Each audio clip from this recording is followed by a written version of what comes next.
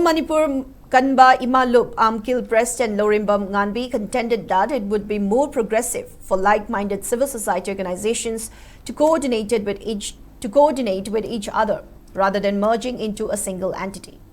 Speaking at the first foundation day of Apunma Manipur Ima AME at the Kwakaithil Tidum Ground Community Hall in Imphal, Nganbi slammed the state government for failing to make independent and concrete decisions, despite illegal immigrants slaughtering the indigenous population.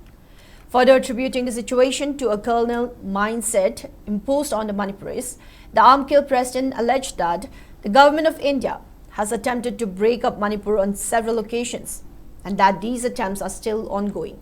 She lamented that the state is on the verge of extinction while the state government merely dances to the tune of the central government.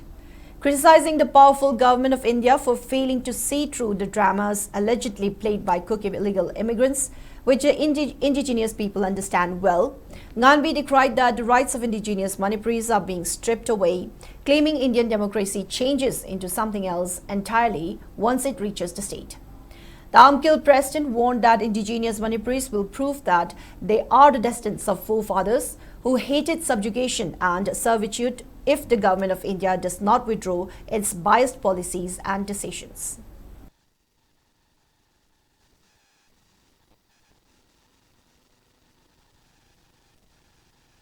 Sahi tare kuntak padadi masana administration taubanina chap manaji haiba matamda manaraga haubangamgi adubu huji ekoi Manipur gi mi asuk yambana hauraga su administration